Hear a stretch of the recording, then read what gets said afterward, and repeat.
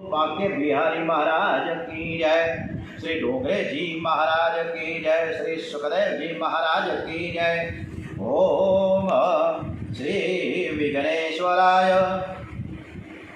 वरदाय सुरप्रियाय નીચું નીચું જો તો આમાં નથી આવતું. लंबोदराय सकलाय जगद्विताय नागाननाय श्रुतियज्ञ विभूषिताय गौरीसुताय गणनाथ नमो नमस्ते।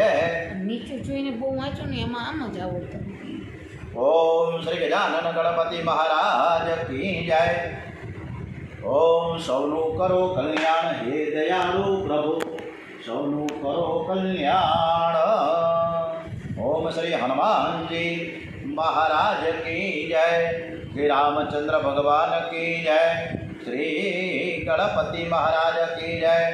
ओम श्री सोमनाथ महादेव की जय। ओम नमो भगवते वासुदेवाय। ओम श्री भागवत भगवान जी महाराज की जय। आज 27મી जुलाई 27 हाँ 27મી जुलाई रविवार है। सरस मजानो श्रावण महीनो चाली रह्यो छे। श्रावण सुद त्रीज અને આજે શંકર ભગવાન ના આખા મહિનાનું પૂજન અર્ચન અને કળશ ખાલી કળશ લઈને આપણે જે ભગવાન રાજી થઈ જાય ખાલી લોટો જ ચડાવવાનો છે, બીજું કાંઈ નહીં। એ 3 પાંદડાવાળું પાન અને ધતુરાનું ફૂલ અને પ્રભુ મહાદેવ ખૂબ જ રાજી થઈ જાય। ઓમ શ્રી કૃષ્ણ કન્યા લાલ કી જય। શ્રીમદ ભાગવત રસામૃત ડોંગરેજી મહારાજના ચરણોમાં વંદન સાથે હવે દેવો અને દૈત્યો જે મંથન કરે છે, સમુદ્ર મંથન, અને એમાંથી કામધેનુ ગાય માતા નીકળાશે, બ્રાહ્મણોને અર્પણ કરી દીધા। સમુદ્રમાંથી ઉચ્ચક્ષવા ઘોડો આવ્યો, દૈત્યોને કીધો, દૈત્યોએ માગણી કરી કે આ ઘોડો અમને મળવો જોઈએ। રાક્ષસોને ઉચ્ચસ્વા ઘોડો આપી દીધો। મનને જે પવિત્ર જેવું સ્થિર કરે છે, જે ઝેર સહન કરે છે અને ભક્તિ કરે છે, એની આગળ ઉચ્ચસ્વા નામનો ઘોડો આવે। સમુદ્રમાંથી ઐરાવત નામનો હાથી નીકળો। હાથી દેવ પક્ષમાં આવ્યો અને હાથી મળે ને તેને અમૃત મળે। હાથી પછી હવે કસ્તુભ મળી જે નારાયણને અર્પણ કર્યો। મંથનમાંથી એ પછી પારિજાત કલ્પો વૃક્ષ અને એને પછી અપસરાઓ નીકળી છે। સમુદ્રમાંથી શ્રી મહાલક્ષ્મી સાક્ષાત પ્રગટ થયા છે। મહાલક્ષ્મીજીને સોનાને પાટલે બેસાડ્યા અને બ્રાહ્મણોએ વેદ મંત્રો બોલીને અભિષેક કર્યો છે। દુર્ગેશ સ્મૃતા હરસે મીતિ જશે મશેષ જંતો સ્વસ્થે સ્મૃતા મતિ મતિ વસુભાન દદાસે દારેદ્ર દુઃખ ભયહારી કાત્વદન્યા સર્વોપકાર કરણાય સદાર્થ ચિતા हिरण्यवर्णी हरणी सुवर्ण रजतस्थान नंद्राम हिरण्यमयी लक्ष्मी जात वेदो मम आवह। सखीओए माताजीनो खूब ज सुंदर सुंदर श्रृंगार कर्यो छे। बधाने कंईक एवी इच्छा थई कि आ लक्ष्मीजी मने मळे तो सारूं। लक्ष्मीजीए कह्युं कि स्वयंवरमां हूँ योग्य पतिने विजयमाला अर्पण करीश। एक बाजू देवो बैठा, बीजू बाजू राक्षसो बैठा। ऋषिमुनिओ पण आज सभामां बिराजेला हता। सखीओ स्वयंवर माटे लक्ष्मीजीने बधे ज फरता फरता लई जवा लागी छे અને લક્ષ્મીજી આગળ વધતા વધતા કોઈના ગળામાં વિજયમાળા અર્પણ કરતા નથી, આગળ વધતા જાય છે અને મહાદેવની પાસે શંખ ચક્ર ગદા પદ્મધારી ચતુર્ભુજ નારાયણ બિરાજેલા હતા। લક્ષ્મીજી દર્શન કરે છે, સદા સર્વ સદગુણ સંપન્ન છે, એક પણ દોષ નથી, અડધી આંખ ઉઘાડી છે, અડધી આંખ બંધ છે। લક્ષ્મીજીને ખાતરી થઈ કે આ જ નારાયણ છે। ત્યારે લક્ષ્મીજીએ ભગવાન નારાયણને વિજયમાળા અર્પણ કરી। દેવો અને ગંધર્વો બોલીએ શ્રી લક્ષ્મી નારાયણ ભગવાન की जय। લક્ષ્મીજીએ વિજયમાળા અર્પણ કરી ત્યારે ભગવાન ચારે બાજુ જોવા લાગ્યા। તમારા ઘેર આવે ત્યારે તમે ચારે બાજુ નજર રાખજો। મારી શેરીમાં ઉઘાડો કોણ ફરે છે? એવો કોણ છે કે જે ભીખ માંગી શકતો નથી? આજે મોંઘવારીમાં બે વાર ખાઈ નથી શકતો, જેને ભોજન નથી મળતું, એવું કોણ છે? કોઈ જાણે નહીં એવી રીતે એને ઘેર જઈને કંઈક આપી આવજો. જે ચારે બાજુ નજર રાખે છે, જે લક્ષ્મીજીનો સદુપયોગ કરે છે, એને લક્ષ્મીજી અખંડ બિરાજે છે. કેટલાક લોકો એવા હોય છે કે એના હાથમાં લક્ષ્મી આવ્યા પછી એને બીજું કંઈ દેખાતું જ નથી. દેવો અને દૈત્યો ફરીથી સમુદ્ર મંથન કરવા લાગ્યા છે. સમુદ્રમાંથી ધન્વંતરી નારાયણનું પ્રાગટ્ય થયું. અમૃતનો ઘડો હાથમાં લઈને ધન્વંતરી ભગવાન બહાર આવ્યા છે. ઘોડું પાસે આપણે માળિયાનું ઘોડું અને ઘોડું પાસે લગભગ જળકા ગામ છે. ત્યાં આગળ જતાં લગભગ 3 કિલોમીટર આ ધન્વંતરી ભગવાનનું ખૂબ સરસ મજાનું અદ્ભુત જગ્યા છે. અને ત્યાં ધન્વંતરી ભગવાનનું પણ મંદિર પણ છે. અને ત્યાંથી જે ગુફામાં અથવા તો એક મોટા વૃક્ષમાં સમાઈ ગયા એવી એક લોકવાયકા પણ છે. દૈત્ય દોડતા જઈને ભગવાનના હાથમાંથી ઘોડો ખેંચી લીધો. બહુ દુઃખી થયા, અમને અમૃતનો છાંટોય નહીં મળે.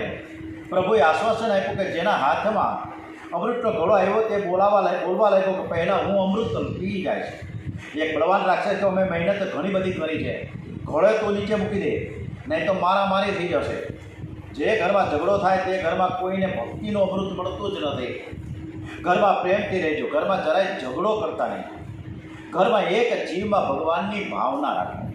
દૈત્યો ઝઘડો કરવા લાગ્યા. એ જ સમયે પરમાત્માએ લીલા કરી.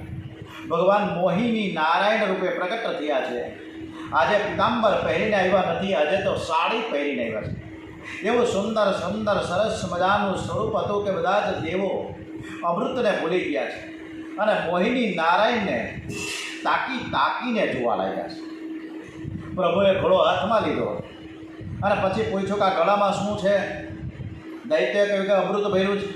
અમૃતને માટે તમારા મંડળમાં મોટો બધો ઝઘડો થયો. તમે જો સરસ રીતે પીરસશો તો કોઈ ઝઘડો નહીં કરે. બધાને મોહ થયો તો આંખથી ઇશારો કર્યો. એક બાજુ દેવો બેઠા, બીજી બાજુ રાક્ષસો બેઠા. મોહિની નારાયણ અમૃતનો ઘોડો હાથમાં લઈને પીરસવા લાગ્યા છે. મુખમાં એવી મોહિની હતી, બધા પાગલ જેવા થઈ ગયા હતા. દૈત્યોના મંડળમાં આવ્યા, કહ્યું કે આ ઘોડો તમે મને આપ્યો છે તો તમારું કલ્યાણ કરવાનું એ મારી ફરજ આવી પડે. પ્રભુએ વિચાર કર્યો કે દૈત્યને અમૃત ન મળે તો જ તેનું કલ્યાણ થશે. અમૃત મળશે તો એ બહુ તોફાન કરશે, પોતાનું અકલ્યાણ કરશે. મોહિની નારાયણ દૈત્યને કહ્યું કે મારી ઈચ્છા એવી છે કે હું તમને અમૃત આપું, પણ દેવો તાકીને જોઈ રહ્યા છે. તો મને એવી ઈચ્છા થઈ કે આ ઘડામાં ઉપર પાણી જેવું અમૃત છે ને એ હું દેવોને આપી દઉં અને એની નજર લાગેલું અમૃત તમને પચશે નહીં. એમની નજર સારી નથી. ઉપરનું પાણી જેવું અમૃત દેવોને હું પીવડાવી દઉં અને નીચે જે ચોખ્ખો ઘાટો માલ છે ને એ હું તમને પીવડાવીશ. દૈત્ય કે કબૂલ છે. મૂર્ખાઓને ખબર નથી કે અમૃતમાં વળી પાણી હોય અને અમૃત અલગ હોય, માલ ચોખ્ખો હોય, ઘાટો હોય, એવું કે હોય નહીં. પણ દૈત્યો પાગલ થયા હતા મોહિની નારાયણમાં, એટલે એને ખબર જ નથી કે આ શું કહેવા માંગે છે. બધા જ ધીરજ ધરીને બેસી રહ્યા. દૈત્યોના મંડળમાં એક રાહુ નામનો દૈત્ય હતો. એ ડાયો હતો, તેને કપટનો શક ગયો, તેથી દેવનું સ્વરૂપ ધારણ કર્યું અને સૂર્ય અને ચંદ્રની વચ્ચે જઈને બેસી ગયો. પંગતમાં બેઠો છે. હવે પંગતમાં વિષમતા કરવી એ ભગવાનને ગમ્યું નહીં. જાણે છે કે આ દેવ નથી, રાક્ષસ છે. પણ દેવ પંગતમાં બેઠો હતો, તેથી રાહુને પણ અમૃત આપ્યું. રાહુ છે એને અમૃત પીવા લાગ્યો છે. ચંદ્ર અને સૂર્ય આંખથી ઇશારો કરવા લાગ્યા. પ્રભુએ સુદર્શન ચક્રથી રાહુનું માથું કાપી નાખ્યું, પરંતુ અમૃત પી ગયો હતો, તેથી મર્યો નહીં. એના ધડ અને મસ્તક અમર થઈ ગયા. મોહિની નારાયણે બધું જ અમૃત દેવોને પીવડાવી દીધું અને ખાલી ઘોડો દૈત્યોની આગળ પોસાયો. ચતુર્ભુજ નારાયણ ભગવાન પ્રગટ થયા. દૈત્યોને આશ્ચર્ય દગો થયો છે. આ વિષ્ણુ સાડી પહેરીને આવ્યો, અમે એને બરાબર ન ઓળખી છે કે આ કપટ કર્યું છે એણે. દેવ અને દૈત્યનું યુદ્ધ થયું. અમૃતના પ્રતાપે દેવોની શક્તિ વધી, તેથી દૈત્યો હારી ગયા. દૈત્યને બહુ માર પડ્યો. દેવોને સ્વર્ગનું રાજ્ય મળ્યું. મરી ગયેલા દૈત્યોને શુક્રાચાર્યે સંજીવની મંત્રના પત્ર પ્રતાપે ફરીથી જીવતા કર્યા. એકવાર નારદજી કૈલાસ ધામમાં ગયા છે. શંકર ભગવાને પૂછ્યું કે મોહિની નારાયણના તમને દર્શન થયા છે કે નહીં? શિવજી કે ના, મને નથી થયા. નારદજીએ તો ખૂબ વખાણ કર્યા, કેવું અદ્ભુત સ્વરૂપ મોહિની નારાયણનું હતું. આ બધા જ દેવો અને ઋષિઓ મોહિની નારાયણના દર્શન કરતા કરતા પાગલ જેવા થયા હતા. તમને ખબર નથી? અરે ભાઈ, શિવજી કે નારદજી, જો આવું જ સરસ મજાનું સ્વરૂપ હોય તો ભગવાનના દર્શન કરવા માટે મારે જવું જ જોઈએ. નારાયણ માટે ફરીથી મોહિની મારા માટે તો થશે. પાર્વતીજીએ કહ્યું કે મારે પણ દર્શન કરવા છે. શંકર અને પાર્વતી મોહિની સ્વરૂપોના દર્શન કરવા માટે કૈલાસવાસી વૈકુંઠ ધામમાં આવ્યો. કૈલાસથી આવ્યા વૈકુંઠ ધામમાં. પ્રભુએ સ્વાગત કર્યું કે પૂછ્યું કેમ આવ્યા છો? શિવજીએ કહ્યું કે તમારા દર્શન કરવા માટે આવ્યા છીએ. પ્રભુએ કહ્યું તમે મારા હૃદયમાં છો અને હું તમારા હૃદયમાં છું. તમને અહીં આવવાની જરૂર જ નથી. શિવજીએ કહ્યું કે તમે મારા હૃદયમાં તો છો જ, પરંતુ એ પિતાંબર ધારી નારાયણ રૂપી તમે છો. મેં સાંભળ્યું છે કે તમે સાડી પહેરીને આવ્યા હતા અને કંઈક એવા સરસ મજાના નખરા કરતા હતા. એ નારાયણને મેં જોયા નથી. એ મોહિની નારાયણનું સ્વરૂપ મારે જોવું છે. પ્રભુએ કહ્યું સાડી પહેરીને આવું, નખરા કરવું અને કદાચ તમે નાચવા લાગી જાઓ તો? શંકર દાદાએ કીધું કે હું નાચવા લાગું તો તમે પણ હારે હારે નાચજો. આપણે બે હારે હારે નાચીશું, ગમત ગમત કરીશું. મોહિની નારાયણનું દિવ્ય સ્વરૂપ પ્રગટ થયું છે. બગીચામાં એક અતિ સુંદર યુવતી દડો લઈને રમતી હતી. શિવજીએ જોયું કે આ જ્ઞાની પુરુષોનો નિયમ છે, જે કામ કરે તે કામમાં એવા તન્મય બને કે બધું જ ભૂલી જાય છે. મોહિનીના દર્શન કરતાં શિવજી તન્મય થયા છે. સાથે પાર્વતીજી પણ આવ્યા હતા. એ પણ ભૂલી ગયા કે મારી સાથે પાર્વતીજી છે. તમે મંદિરમાં દર્શન કરવા જાઓ ત્યારે કોણ આવે છે અને કોણ જાય છે એ જોશો નહીં. કેટલાક લોકો તો આખા ગામની વાતો જાણવા માટે અને પંચાયત કરવા માટે, ગપ્પા મારવા માટે, આઘા પાછી કરવા માટે મંદિરમાં જાય છે. મંદિરમાં કોઈ ઘરની વાતો કરે તો તે સાંભળવી. મંદિરમાં બહેરા થઈ જાઓ. મંદિરમાં જાઓ ત્યારે આંધળા થઈને જાઓ. નિશ્ચય કરો કે મારે કોઈ સ્ત્રીને આંખ આપવી નથી, કોઈ પુરુષની સામે મારે જોવું નથી. આંખ પરમાત્માને અર્પણ કરવા માટે હું મંદિરમાં આવ્યો છું. શિવજી મહારાજ નારાયણના દર્શનમાં તન્મય થયા છે. દર્શનમાં થોડું અદ્વૈત છે. જીવ ઈશ્વરથી થોડો પણ જુદો હોય તો કાળ એને મારે છે. શિવજીને તો અદ્વૈત પ્રિય છે. મારા નારાયણ સાથે હું એક થઈ જાઉં. અને શંકર ભગવાન દોડતા દોડતા દોડતા ગયા. મોહિની નારાયણને આલિંગન આપી દીધું અને હરિને હર એક થઈ ગયા. બોલે શ્રી સોમનાથ મહાદેવ કી જય. શ્રી વિષ્ણુ ભગવાન કી જય. ઓમ સૌરાષ્ટ્રે સોમનાથમ ચ શ્રીશૈલે મલ્લિકાર્જુનમ ઉજ્જૈનમ મહાકાલમ ઓંકારમ મમલેશ્વરમ વરણ્યામ વેદનાથમ ચ ડાકીનામ ભીમશંકરમ સેતુ વંદે તુ રામેશમ નાગેશમ દારુકાવને વારાણસ્યામ તુ વિશ્વેશમ ત્રંબકમ ગૌતમી તટે હિમાલયે તુ કેદારમ દુષ્મેશમ ચ શિવાલયે એતાની જ્યોતિર્લિંગાની સાયં પ્રાતઃ પઠેન્નરઃ સપ્ત જન્મ કૃતમ પાપમ સ્મરણેન વિનશ્યતિ. આ દ્વાદશ જ્યોતિર્લિંગ સ્તોત્રમનો જે નર ને નારી રોજ પાઠ કરે છે તો એ 7 જન્મનું ફળ પ્રાપ્ત કરી શકે છે.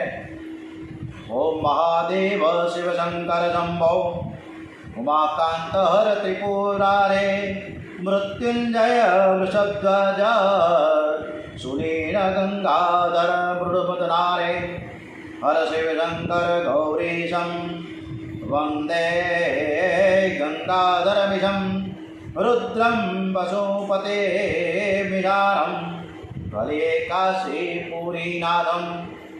જય શંભો જય શંભો શિવ ગૌરી શિવ જય શંભો જય શંભો શિવ ગૌરી શંકર જય શંભો. ઓમ શ્રી મહાકાલેશ્વર મહાદેવ કી જય. પરીક્ષિત રાજાએ સરસ મજાનો પ્રશ્ન કર્યો છે. આજે આપણે શ્રાવણ મહિનામાં સરસ મજાના રોજે રોજ આપણે દ્વાદશ જ્યોતિર્લિંગ સ્તોત્રનું પાઠન કરીશું. પરીક્ષિત રાજાએ પ્રશ્ન કર્યો છે. શાને ભૂતેશ હરિએ દીન પેઠે બલી થકી યાચી ત્રિપાદ ભૂમિને કાં બાંધ્યો ચર્યું મેળવી? શું કામ બાંધ્યા ભગવાનને? વામનજીની કથા સાંભળવાની બહુ જ ઈચ્છા છે. લક્ષ્મીજીના પતિ જે નારાયણ, એને ભિક્ષા માંગવા માટે શા માટે જવું પડ્યું?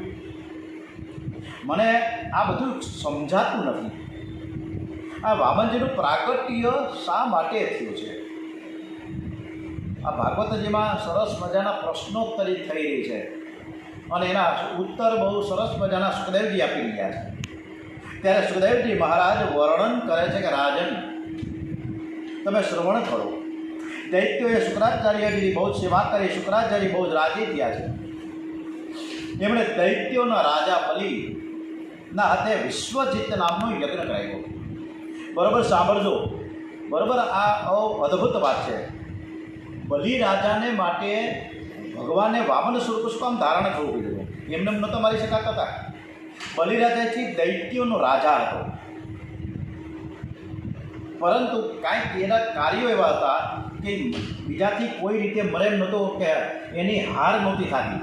હવે શું આગળ કથા આવે છે, બહુ સરસ મજાની અદ્ભુત આ કથા તરફ આગળ વધીએ. ત્યારે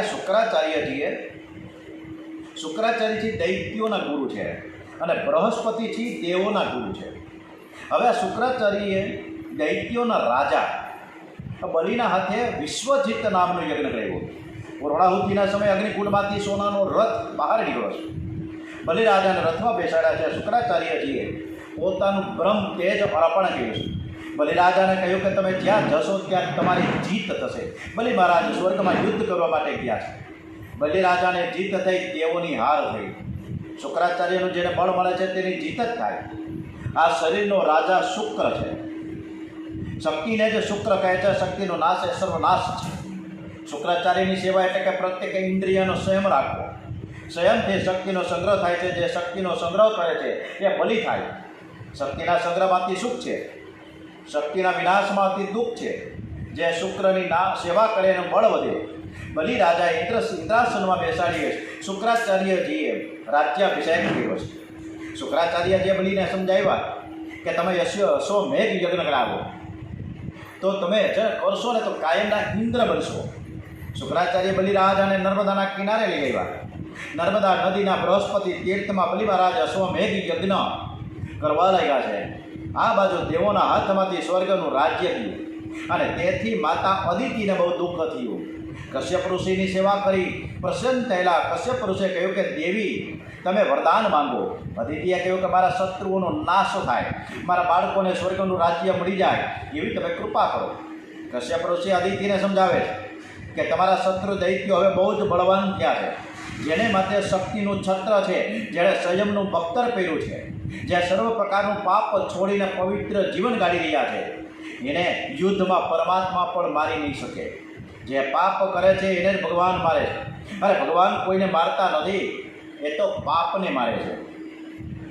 તમારા શત્રુ દૈત્યોએ પાપ છોડ્યું છે, એ બહુ જ પવિત્ર જીવન ગાળે છે. યુદ્ધમાં તેને કોઈ નહીં મારી શકે. યુક્તિથી હું તમારું કાર્ય કરી આપીશ. શત્રુનું મરણ નહીં થાય, મારા બાળકોને સ્વર્ગનું રાજ્ય મેળવી આપીશ. તમે 12 દિવસનું પયો વ્રત ધારણ કરો. ભગવાન નારાયણ તમારા ઘેર પુત્ર રૂપે પ્રગટ થશે. ફાગણ મહિનો આવ્યો છે અને આ ફાગણ મહિનામાં તમારે વ્રત કરવાનું છે. કેવળ દૂધ ઉપર રહે. બરોબર સમજો પયો વ્રત કેવી રીતે થાય. ખૂબ જ અદ્ભુત આ વાતો છે. ફાલ્ગુન મહિનામાં આ વ્રત કરવાનું હોય છે. જે દંપતીને નિસંતાન દંપતી હોય અને ઘણા એને દોરા ધાગા કર્યા હોય, દવા દારૂ કર્યા હોય, અનેક ડૉક્ટરો ફેરવી નાખ્યા હોય, અનેક માનતાઓ કરી હોય, છતાં પણ સંતાન પ્રાપ્તિ ન થાય, ત્યારે એમણે આ સરસ મજાનું જો પયવ્રત ધારણ કરે તો એને સંતાન પ્રાપ્તિના યોગ થાય છે. ફાગણ મહિનામાં આ વ્રત કરવાનું હોય કેવળ દૂધ ઉપર રહીને. માઘ કૃષ્ણ અમાવસ્યાના દિવસે જાણતા ને અજાણતા જે કંઈ પાપ થયું હોય એનો વિનાશ કરવા માટે દેહ સુધી પ્રાયશ્ચિત કરો. ફાલ્ગણ શુક્લ પ્રતિપદા એકમથી દ્વાદશી સુધી, પ્રતિપદાથી દ્વાદશી સુધી 12 દિવસ સુધી દૂધ ઉપર રહેવાનું છે. વ્રતના 16 મંત્રો આપ્યા છે. લક્ષ્મી નારાયણની સ્થાપના કરો, 1600 પ્રકારની પૂજા કરો. પૂજા થયા પછી યજ્ઞ કરો અગ્નિ પ્રગટ કરીને.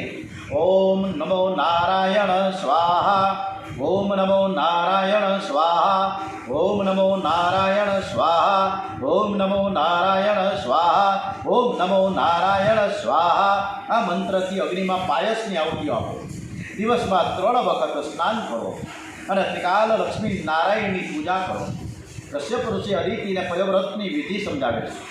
કોઈ જીવની હિંસા થાય નહીં, કોઈ જીવની હિંસા નહીં કરવાની, કોઈની નિંદા નહીં કરવાની, રજસ્વલા સ્ત્રીની સાથે બોલવાનું નહીં, રોજ 2 બ્રાહ્મણને જમાડવાના, ફળ પણ ખાવાનું નથી, કેવળ અને કેવળ દૂધ ઉપર રહીને આ વ્રત કરવાનું છે.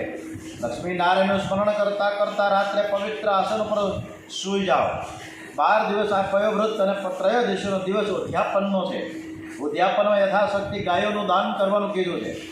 આગળ મહિનો આવ્યો, અદિતિએ કશ્યપ ઋષિને કહ્યું કે એકલી વ્રત નહીં કરવું, તમે પણ મને સાથ આપો.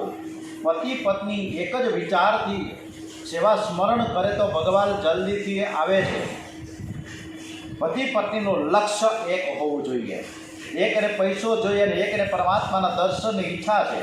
ઘરમાં મતભેદ હોય, લક્ષ્ય ભેદ હોય તો કોઈને શાંતિ મળતી નથી. પરમાત્મા શ્રી કૃષ્ણ અતિશય કૃપા કરે છે ને ત્યારે ઘરમાં સત્સંગ થાય છે. એમને સત્સંગ થતો જ નથી.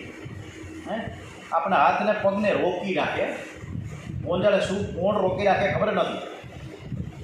ઓલા ભીમસેન ગયો હતો ને સ્નાન કરવા માટે, તો હું સ્નાન કરીને મને કોણ રોકવાવાળું છે, પણ સ્નાન કર્યા વગર એમને પાછો આવ્યો. એટલે પરમાત્મા જો શ્રી કૃષ્ણ ભગવાન અતિશય કૃપા કરે ને ત્યારે જ આ ઘરમાં સત્સંગ થાય. અને આજે આપણા ઘરમાં જ આપણે જ બેઠા બેઠા કથા સરસ મજાની ઘરમાં થાય છે.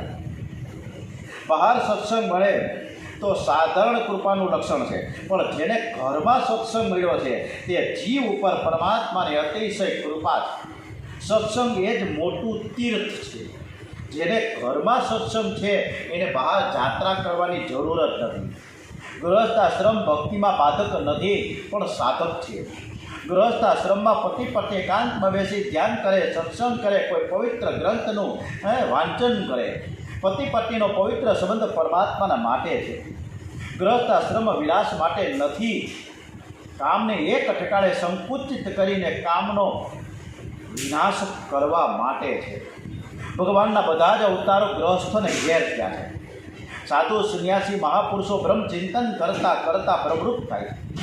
પણ ગ્રહસ્થ આશ્રમમાં એવી શક્તિ છે કે પતિ પત્ની સાવધાન રહે અને ધીરે ધીરે સ્વયં વધારે તો ભક્તિમય જીવન પાછું ભક્તિમય જીવન ગાળે તો પરમાત્માને એ બાળક બનાવી શકે છે. અનસુયાજીએ પણ 3 છોકરાઓના બનાવી દીધા ને, વિષ્ણુ ભગવાનને, મહાદેવને, બ્રહ્માજીને. આજે પણ પુરુષનું જીવન જો કશ્યપ જેવું હોય અને સ્ત્રી જો અદિતિ બને તો ભગવાન પુત્ર રૂપે પ્રગટ થવા આજની તારીખમાં પણ તૈયાર છે. અદિતિ અને કશ્યપ ઋષિએ 12 દિવસનું પયવ્રત ધારણ કર્યું છે. આખો દિવસ દૂધ ઉપર રહીને નારાયણનું ધ્યાન કરે છે, નારાયણની પૂજા સેવા ઉપાસના કરી રહ્યા છે અને સતત નારાયણનું સ્મરણ કરે છે. વ્રત શા માટે કરવાનું છે? ડુંગરીજી મહારાજે આપણને સરસ મજાની આ વાત સમજાવી કે વ્રતનું લક્ષ્ય એ છે કે જગત ભૂલાઈ જાય અને પરમાત્માના દર્શનમાં સ્મરણમાં તન્મયતા આવે. વ્રતનું લક્ષ્ય છે કે વિષયાકાર વૃત્તિનો વિનાશ થાય. મન વિષયોનું ચિંતન કરે છે, મન વિષયાકાર બને છે. એ મનને શ્રી કૃષ્ણ કાર બનાવવાનું છે, શ્રી કૃષ્ણ કાર બનાવવાનું અને એના માટે વ્રત કરવાનું છે. કેટલાક ઉપવાસ કરે છે પણ ભગવાનનું સ્મરણ કરતા નથી, ઉદાસ થઈને બેસી રહે છે કે આજે તો આખો દિવસ શ્રાવણ મહિનો છે, ઉપવાસ કરવાનો છે, આખો મહિનો દાળમાં શાક રોટલી તો મળવાના નથી, આમ કહીને ચારે બાજુ કહેતા ફરે કે હું ઉપવાસ કરું છું. ગઈકાલે એક દુકાને ગયો, ફરાળી પેટીસ, ફરાળી ભાખરી, ફરાળી ભજીયા, હું જાણે કેટલી આઈટમો આવે, ફરાળી ખાખરા, આવા અનેક પ્રકારની ફરાળી આઈટમો સરસ થઈ ગઈ છે. કોઈને કાંઈ ઘરે તો કરવું જ નથી, બહારથી આવે મજાની આઈકલા 70 રૂપિયાની 250 ગ્રામ, આટલા અલગ અલગ વેરાયટી કેટલી બધી આવી ગઈ ફરાળી. આ રીતે આપણે બધા ફરાળ કરીએ છીએ. ફરાળ કરીને ફક્ત ને ફક્ત ફળ ઉપર રહેવાનું છે. ડોંગરેજી મહારાજ વ્રત ઉપવાસ આ રીતે કરવાનું કહે છે.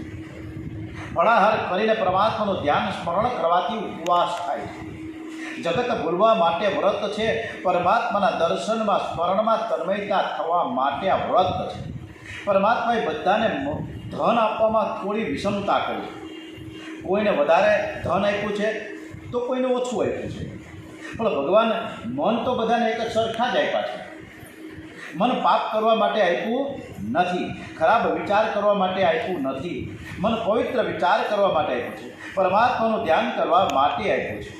મન વિષયોનું ચિંતન કરે તો વિષયાકાર બને છે, નારાયણનું ચિંતન કરે તો નારાયણકાર બને છે.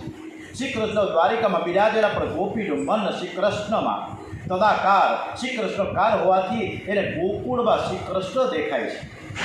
12 દિવસનું વ્રત પૂરું કરીને ત્રયોદશીના દિવસે ઉદ્યાપન પછી રાત્રે પ્રસાદ ગ્રહણ કરીને અદિતિ માતા સૂતેલા હતા, ત્યારે સ્વપ્નમાં ચતુર્ભુજ નારાયણના દર્શન થયા છે. અદિતિમાં સ્વપ્નમાં ભગવાનના દર્શન કરે છે અને સ્વપ્નમાં જ સ્તુતિ કરે છે. અને આવતીકાલે સરસ મજાની સ્તુતિ થયેલી હોય તો ભગવાનને આવવું જ પડે ને. આપણે અત્યારથી જ ભગવાનને અદિતિની સાથે સાથે એક નાનકડી સ્તુતિ કરી જ રાખીએ, એટલે આવતીકાલે વહેલા વામનજી મહારાજ પધારે. ઓમ શાંતાકારમ ભુજગશયનમ પદ્મનાભમ સુરેશમ વિશ્વાધારમ ગગનસદસમ મેઘવર્ણમ શુભાગમ લક્ષ્મીકાન્તાં કમલનયનમ યોગિમેધ્યાનગમ્યમ વંદે વિષ્ણુ ભવભયહરમ સર્વલોકેકનાથમ. 3 વખત ઓમ શ્રી વિષ્ણવે નમો નમઃ, ઓમ શ્રી વિષ્ણવે નમો નમઃ, ઓમ શ્રી વિષ્ણવે નમો નમઃ, ઓમ શ્રી વિષ્ણુ ભગવાન કી જય, શ્રી ભાગવત ભગવાનજી મહારાજ કી જય, શ્રી કૃષ્ણ કનૈયાલાલ કી જય, ડોંગરેજી મહારાજ કી જય. ઓમ નમો ભગવતે વાસુદેવાય. ઓમ નમઃ પાર્વતી પતય. હર હર હર હર હર હર હર મહાદેવ. હર ભારત માતા કી જય.